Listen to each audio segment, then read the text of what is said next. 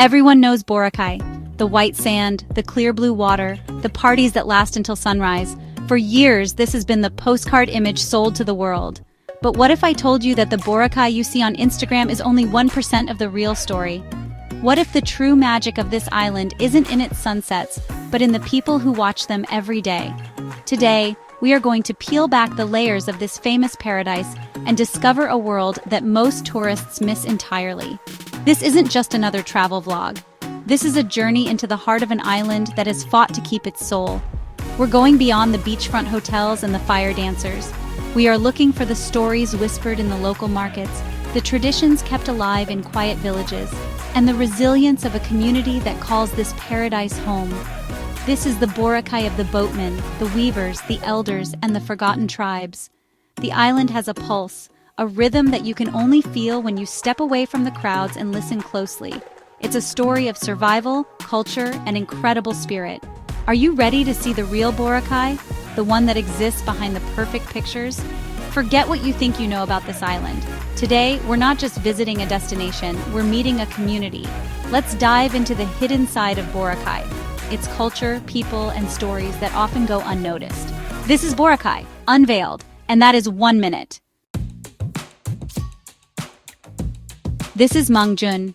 He wakes up before the sun, not to catch a sunrise for a photo, but to prepare his boat. For 30 years, he has ferried travelers across these waters, his hands weathered by the sea and sun. He is one of thousands of locals who are the true engine of this island.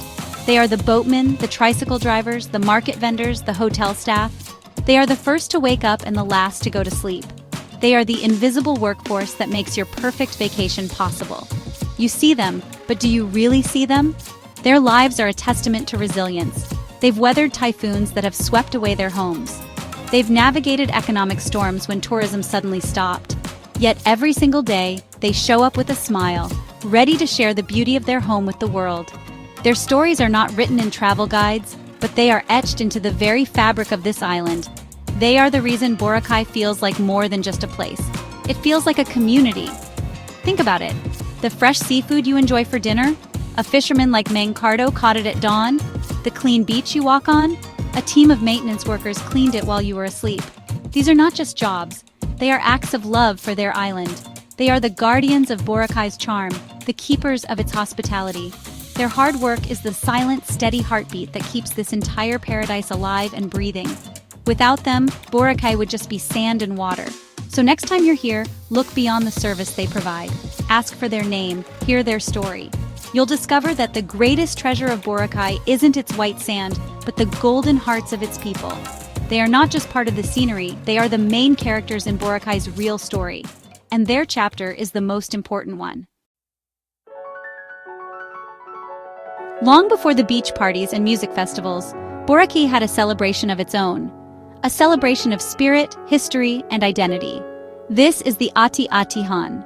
While many know of the grand festival in Kalibo, few realize that Boracay has its own, more intimate version. It's a powerful, raw, and deeply spiritual event that connects the island to its indigenous roots. It's a festival not for tourists, but for the soul of the community. The story goes back centuries, celebrating the arrival of Malay chieftains and their pact with the local Ati people, the island's original inhabitants. Participants cover their bodies in soot to honor the Ati, dancing in the streets to the rhythmic, hypnotic beat of drums. It's a moving spectacle, a living history lesson that unfolds right before your eyes. This isn't a performance, it's a prayer of thanks, of unity, and of remembrance. In Boracay, the Ati-Atihan is a smaller, more personal affair. It's a chance for the local Ati community to lead the celebration, to reclaim their narrative and share their heritage with pride. You won't find big corporate sponsors here. What you will find are families, neighbors, and elders dancing together, their faces painted, their spirits soaring. It's a raw, unfiltered expression of faith and culture, a vibrant thread connecting the present to a distant, sacred past. This festival is a reminder that Boracay's culture runs deeper than its shoreline. It's a celebration that has survived colonization, commercialization, and modernization. It's the island's way of saying, we remember who we are. And to witness it is to understand Boracay on a completely different level. It's to see the spirit of the island, not just its beauty. To truly see Boracay, you have to rise above it. And there is no better place to do that than here, on top of Mount Luho. This is the highest point on the island, a place that offers more than just a breathtaking 360-degree view. For generations, this mountain has been a sacred place for the island's elders. It's a place of perspective, of healing, and of deep spiritual connection to the land. From up here, the chaos of the main beaches fades into a distant hum. You see the entire island laid out before you, the gentle curve of White Beach, the turquoise waters of Ilig Iligan, the lush green interior, and the surrounding sea stretching to the horizon. It's a view that silences the mind and fills the soul. You understand in an instant why this place is considered so special. It's a natural cathedral, a sanctuary in the sky. But this is not just a viewpoint. For the island's elders and traditional healers, Mount Luho is a source of power. They believe the mountain holds a unique energy, a healing force that emanates from the earth itself. They would come here to meditate, to pray, and to gather medicinal plants that grow on its slopes. It was a place to reconnect with the spirits of the island, to seek guidance, and to find peace away from the burgeoning world below. Today, while a viewing deck makes it accessible to tourists, its sacred essence remains. Standing here feeling the wind whip around you, you can still feel that ancient energy. It's a powerful reminder that this island is a living entity, with sacred places that demand respect. It teaches you that Boracay's magic isn't just manufactured for tourists. It's ancient, it's natural, and it's hidden in plain sight, waiting for those who are willing to look up. Look at this. An abandoned cottage overgrown with vines, its windows like hollow eyes staring out at a sea of change. This is a ghost of Boracay's past. Scattered across the island in its less traveled corners are remnants of a different time. These are the silent witnesses to Boracay's explosive transformation, from a sleepy backpacker's hideaway to a global tourism hotspot, and they have a story to tell. Before the luxury resorts and infinity pools, Boracay was a rustic paradise. Simple nipa huts and small, family-run guest houses dotted the shoreline. The island's development was rapid, a gold rush that brought immense opportunity but also immense strain. These abandoned structures are the casualties of that rush. Some were built without permits. Others couldn't keep up with the competition. They stand as monuments to dreams that were built and then broken. The biggest ghost of all is the memory of 2018. That was the year the island closed. For 6 months, Boracay became a ghost island. The beaches were empty, the businesses shuttered. It was a drastic, shocking move, a wake-up call for everyone. The island was literally dying from its own success. The closure was a painful but necessary surgery to save its life, a forced reset that changed Boracay forever. These ruins and the memory of the closure are not just sad stories. They are powerful lessons. They speak of the delicate balance between development and preservation, between profit and nature. They remind us that paradise is fragile and that we have a responsibility to protect it. Walking among these ghosts, you don't feel sadness, you feel a sense of hope. Hope that the lessons of the past will guide Boracay toward a more sustainable, more conscious future. In the quiet back streets, far from the souvenir shops selling mass-produced trinkets, a different kind of magic is being made. This is the world of Boracay's hidden creators. Here, you'll find weavers whose hands move with ancestral rhythm, painters capturing the island's soul on canvas, and artisans turning driftwood and shells into unique works of art. This is where Boracay's true creativity lives and breathes. Meet Nane Elena. She is a master weaver, her fingers expertly turning piña and abaca fibers into intricate textiles, a skill passed down through generations. She doesn't have a storefront on the main beach. Her workshop is her home, a humble space filled with the scent of natural fibers and the quiet focus of her craft. Her work is slow, deliberate, and infused with the stories of her ancestors. Each piece is a tangible piece of Boracay's cultural heritage. And he is Marco, a painter who finds his inspiration not in the perfect sunsets, but in the candid moments of daily island life. The laughter of children playing in the alley, the determined face of a fisherman, the vibrant chaos of the local market. His art provides a window into the real Boracay, the one that exists beyond the resorts. He, and artists like him, are the visual storytellers, the guardians of the island's authentic identity. This community of creators is vital. They are fighting to keep traditional arts alive in a world of fast tourism. They are the ones ensuring that Boracay's culture is not just a backdrop for vacations, but a living, evolving force. So, seek them out. Buy a hand-woven scarf, a unique painting, a piece of handcrafted jewelry. When you do, you're not just buying a souvenir, you're supporting a legacy. You're investing in the soul of the island. When darkness falls on Boracay, another side of the island awakens. A side woven from shadows, whispers, and ancient beliefs. This is the world of island folklore. Long before the island was known for its nightlife, its nights were filled with stories of spirits and mythical creatures. Tales told by grandparents to wide-eyed children, stories that have shaped the island's psyche for centuries. Have you heard of the Diwata? These are the beautiful, ethereal spirits, the guardians of nature who are said to inhabit the island's ancient balete trees and hidden caves. Locals treat these places with deep respect, believing that angering a Diwata can bring misfortune. They are seen as protectors of the island's natural balance, a supernatural reminder to live in harmony with the environment. It's a belief system that fosters a profound respect for nature. But the stories also have a darker side. There are whispers of the aswang, a shape-shifting creature of Philippine folklore that preys on the unsuspecting. These tales were not just meant to scare children. They were cautionary stories, teaching lessons about staying close to the community, avoiding dark and unknown paths, and being wary of strangers. They added a layer of mystery and danger to the night, a thrilling contrast to the island's daytime paradise image. These stories of Diwata and Aswang are more than just superstitions. They are the island's oral literature, a rich tapestry of belief that adds depth and mystery to the landscape. They transform a simple walk through the woods into an encounter with the magical. They remind you that this land is ancient and that there are forces and stories here that existed long before the first tourist ever set foot on its shores. This is the story you will not find in any travel brochure. It is honestly the most important story of Boracay. Before any of this existed, the hotels, the restaurants, the tourists, this island had a name, and it had a people. They are the ATI, the original settlers of Boracay. Their history is the bedrock upon which this entire paradise was built, and their struggle to preserve their identity is the island's most powerful untold story. The ATI are a people of the land and the sea. For centuries, they lived a nomadic life, in perfect harmony with the island's ecosystem. They hunted in its forests, fished in its waters, and held the land as sacred. Boracay was not a commodity. It was their home, their ancestors' resting place, their entire universe. Their connection to this place is not measured in years, but in generations of deep spiritual belonging. As Boracay was discovered by the outside world, the ATI were slowly pushed to the margins. Their ancestral lands were claimed for development, their traditional way of life disrupted. They became strangers in their own home, their presence often overlooked by the millions who came to enjoy the paradise they once stewarded. Their story is a heartbreaking tale of displacement and resilience, a narrative that is all too common for indigenous peoples around the world. But this is not a story of defeat. Today, the ATI community is fighting back. They have secured a small piece of ancestral land, a village where they are working to preserve their language, their traditions, and their way of life.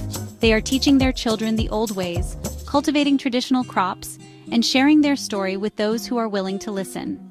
To meet the ATI is to meet the true, living soul of Boracay. They are not a relic of the past. They are the guardians of its future.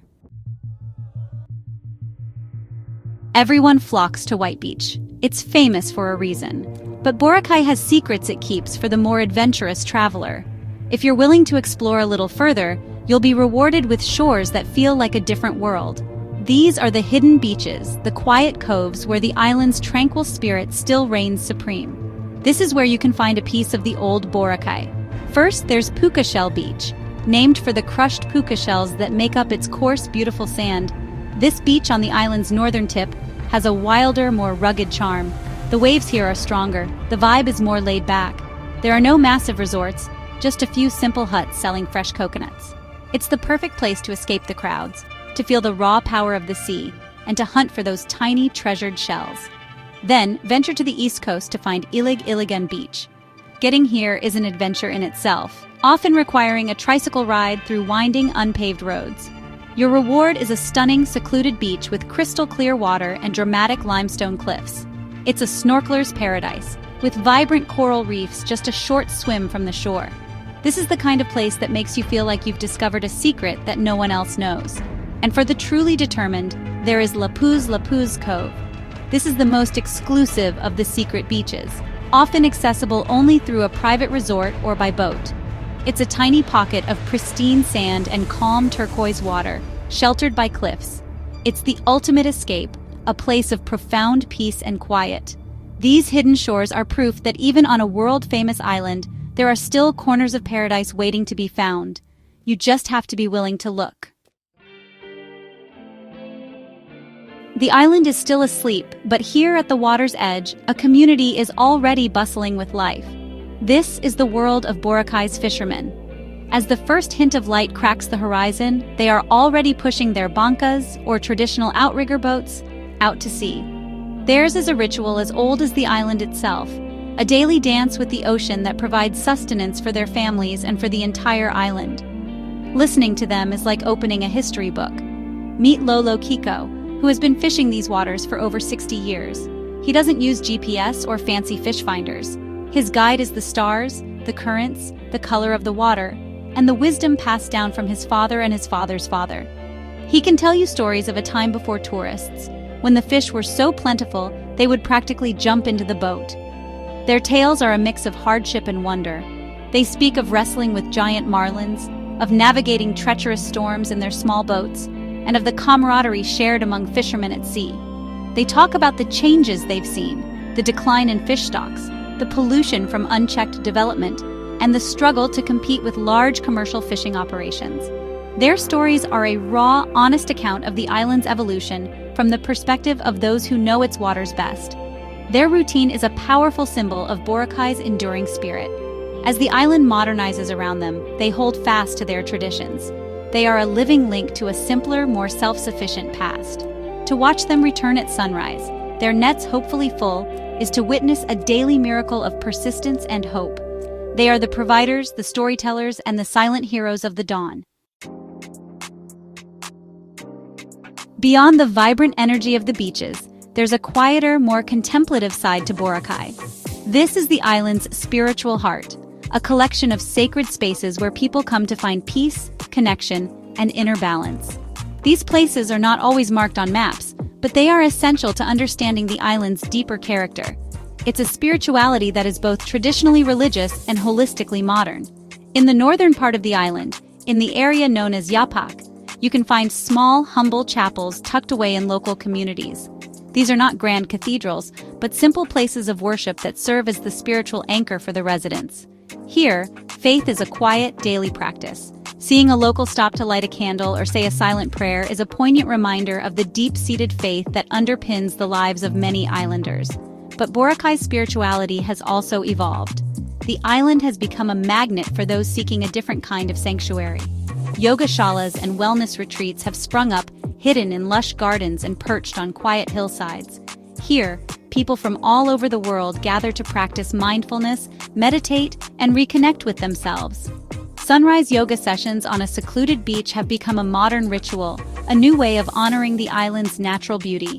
Whether it's a traditional chapel, a modern yoga sanctuary, or simply a quiet spot on a cliff to watch the sunrise, these places all serve the same purpose. They are spaces for reflection.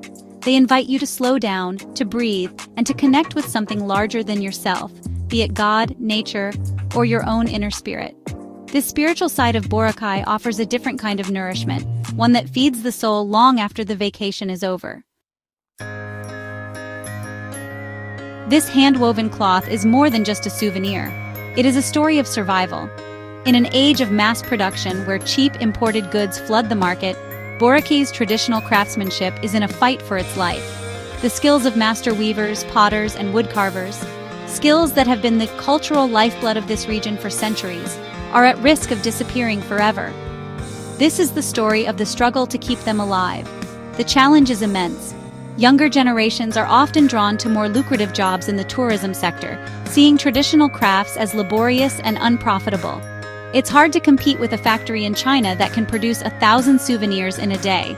The slow, meticulous process of creating a single hand-woven textile or a hand-carved wooden bowl can seem outdated in a world that values speed and low cost above all else. But a passionate group of cultural warriors is refusing to let these traditions die. They are artisans, community leaders, and advocates who understand that to lose these crafts is to lose a piece of the island's soul.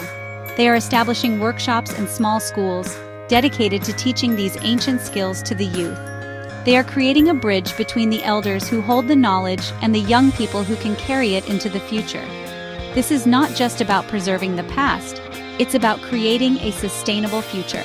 By finding new markets, blending traditional designs with modern aesthetics, and telling the story behind each product, they are making craftsmanship viable again.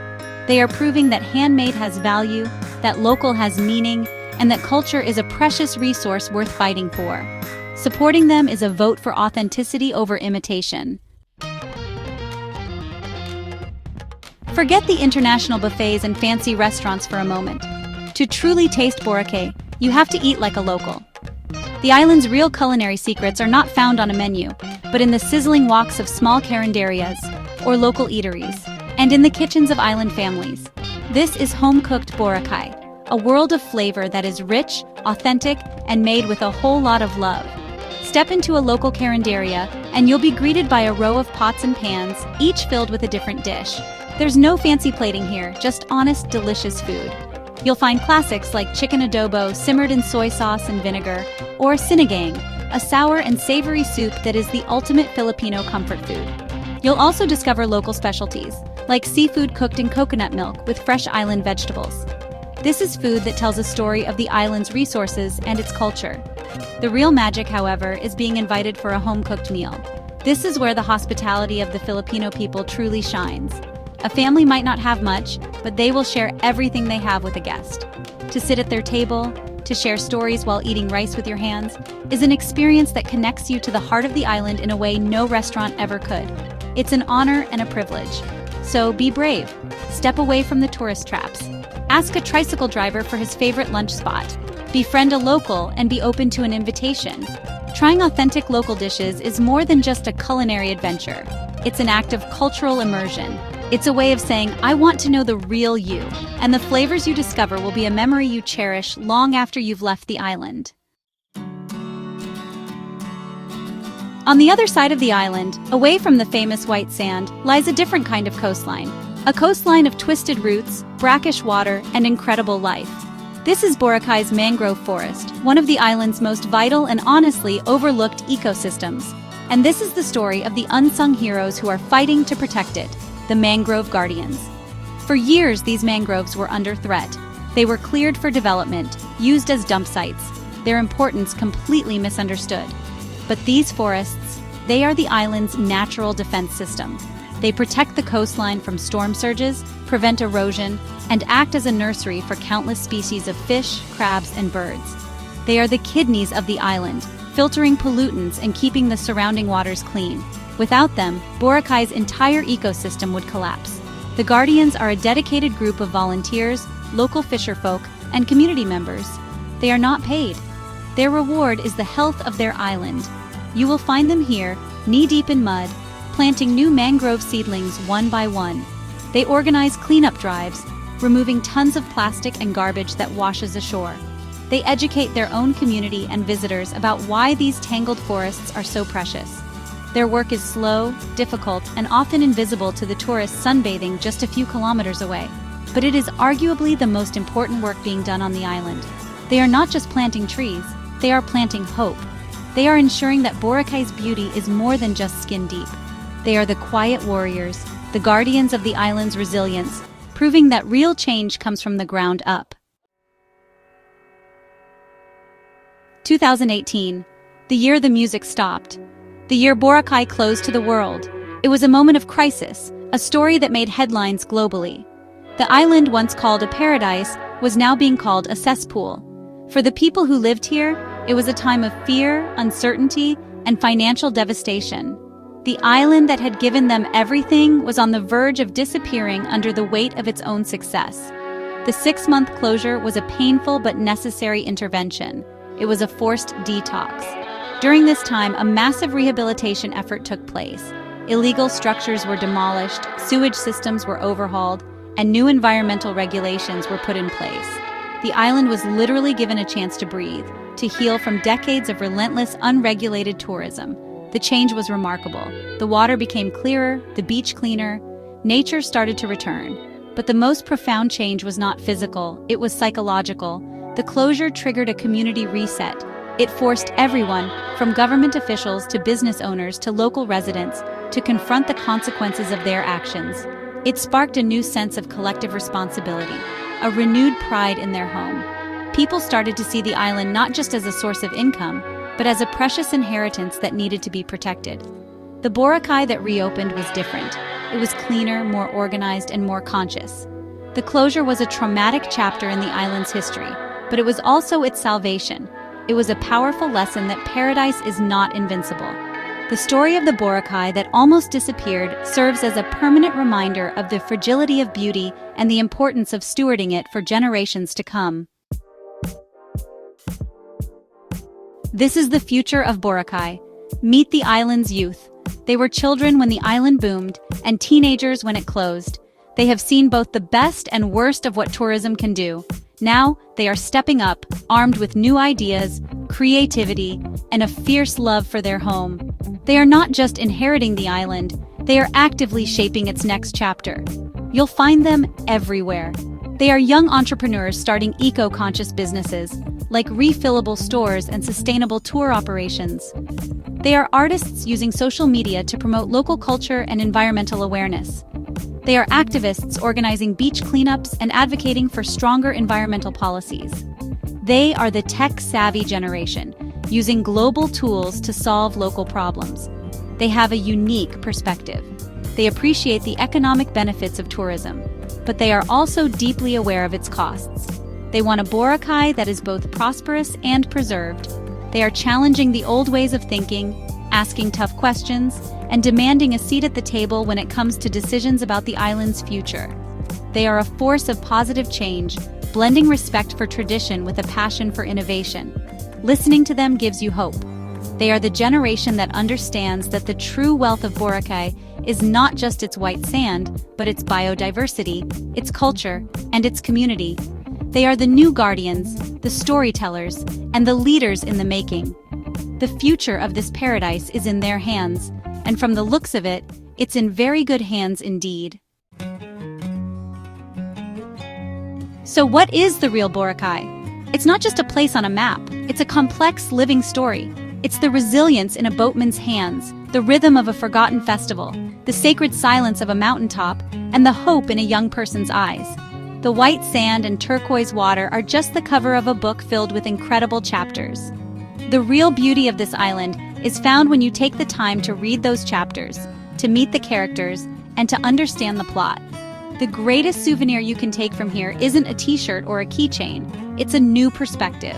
A perspective that encourages you to look beyond the surface of any place you visit, to seek out the local stories, to support the local culture, and to travel with a sense of curiosity and respect. Boracay teaches us that every paradise has a pulse, a community that is its true heartbeat. The challenge and the reward is to find it. This is the Boracay that I've fallen in love with, the one that's full of soul, spirit, and stories. And this is just the beginning. There are so many more stories to tell, so many more voices to hear. Let's keep uncovering the hidden heartbeat of Boracay, where island life gets real, raw, and beautifully unexpected. Thank you for watching. That's all for this video. See you next week.